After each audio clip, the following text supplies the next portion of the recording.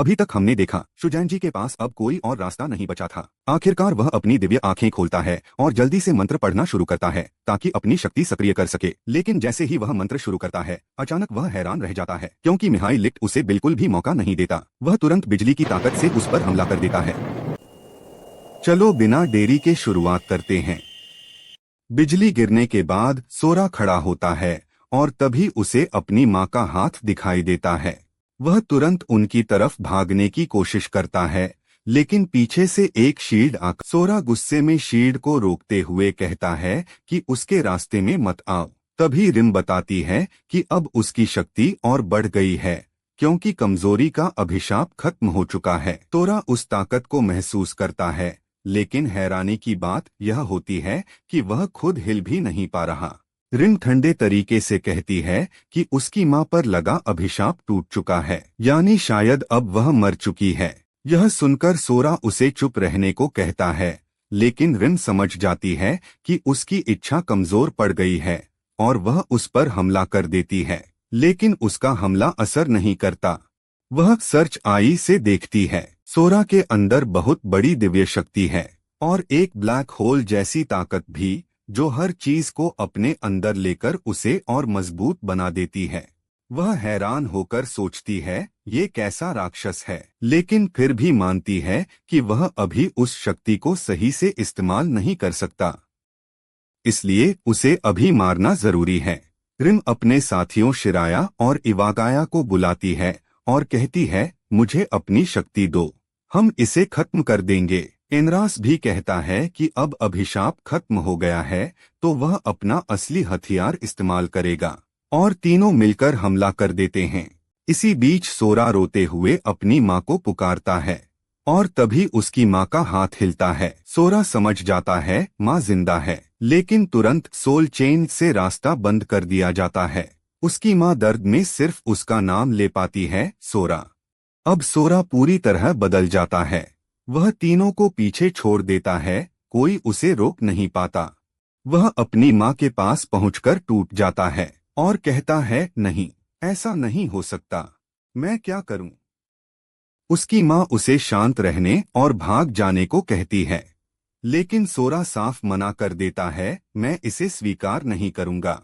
इसी बीच इवागाया हमला करने का मौका देखता है, लेकिन उसी समय सोरा गुस्से में एक जोरदार मुक्का मारता है और दैवीय शक्ति से बना हथियार एक ही वार में टूट जाता है।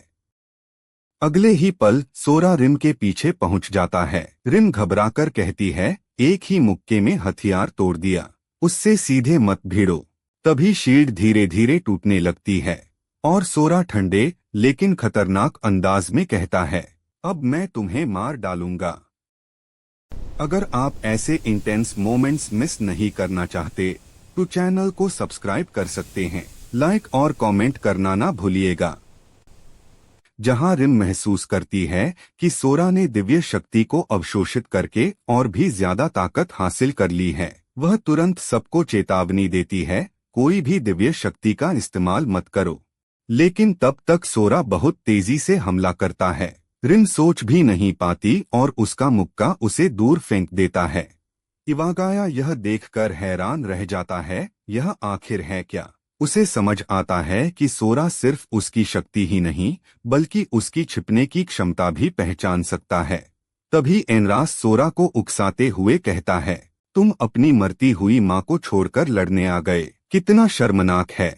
यह सुनकर शुजैन जी बीच में आता है और उसे रोकने की कोशिश करता है, लेकिन एनरास उस पर हमला कर देता है। शुजैन जी की आवाज सुनकर सोरा तुरंत लड़ाई छोड़कर उसकी मदद के लिए दौड़ता है।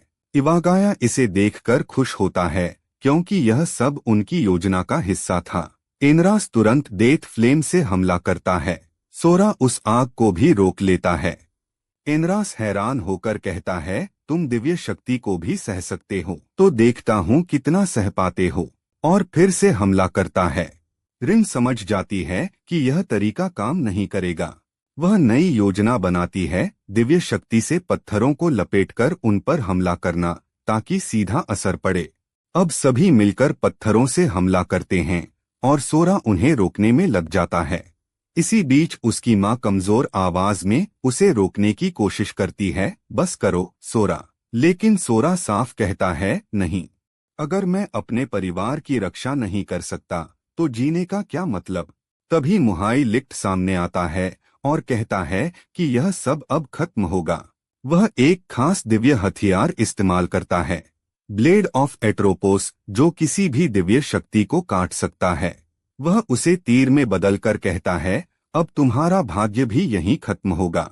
शुजैनजी खतरा समझकर चिल्लाता है, भागो सोरा। सोरा ऊपर देखता है और तभी उसे अपनी माँ की आवाज सुनाई देती है। वह आखिरी बार कहती है, मैं तुमसे प्यार करती हूँ, और उसी पल हमला हो जाता है। इसके बाद एक सूचना आती है, ज़्यूस को भेंट पूरी हो गई, देवता प्रसन्न हैं। रिंग शक में पड़ जाती है, क्या सच में सोरा मर गया। लेकिन मुहाई लिक्ट कहता है कि अब यह मायने नहीं रखता। असली बात यह है कि अब युद्ध शुरू हो चुका है। और फिर दृश्य बदलता है, सोरा पानी के अंदर गिरता हुआ दिखाई देता है। दृश्य बदलता है और अब सोरा किसी दूसरी जगह पर दिखाई देता है। कोई उसे उठाकर ले जा रहा होता है। थोड़ी देर बाद उसकी आंखें खुलती हैं। वह धीमे से कहता है, क्या मैं जिंदा हूँ? मैं कहाँ हूँ? उसे तुरंत अपनी माँ याद आती है। वह आदमी कहता है, आखिरकार तुम उठ गए। सोरा बेचैन होकर पूछता है, आपने कहा था कि आप उनकी रक्षा करेंगे।